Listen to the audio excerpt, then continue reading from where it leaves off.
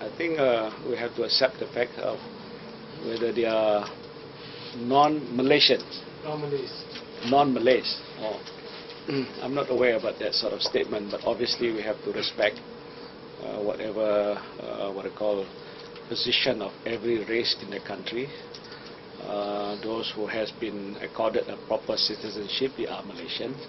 Irrespective whether they're Malay, Chinese, Indian, this is provided for in the law and the constitution. So whoever it is, I do hope that there must be some better understanding, and whether it is Utusan or I'm not taking sides. Utusan have done a great job, but whether it is written by Utusan or someone has sent article regard to that one, I think we have to investigate.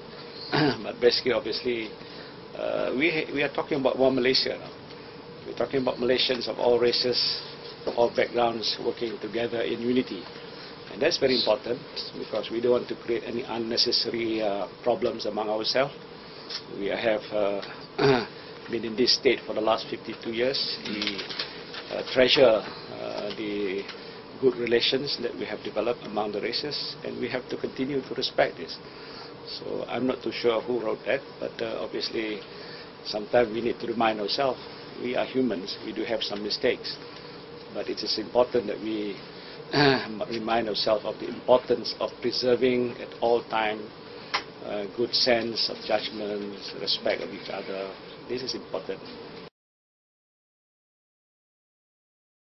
Saya fikir Malaysian keseluruhan ini harus memahami masalah itu. Dah lihat betapa zalimnya komunis.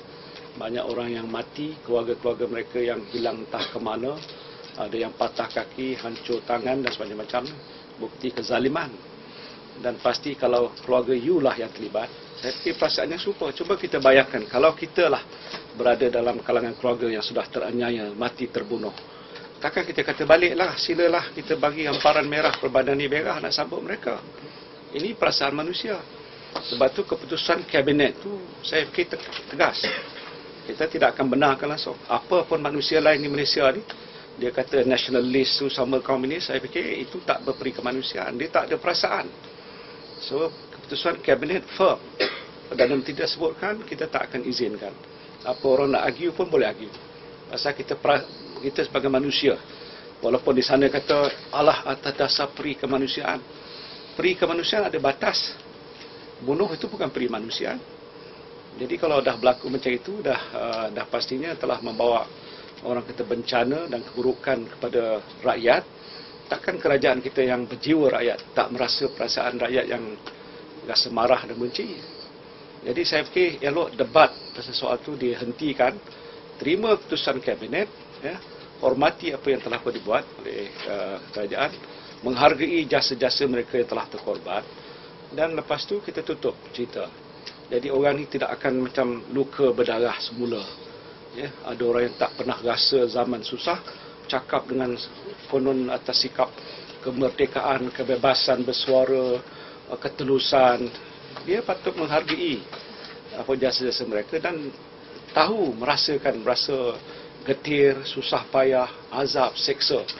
Yang ini saya nak sebutkan. Saya nak menegaskan tentang keputusan kerajaan dan kabinet Datuk Noh pada sini yang menyatakan kita tak akan izinkan.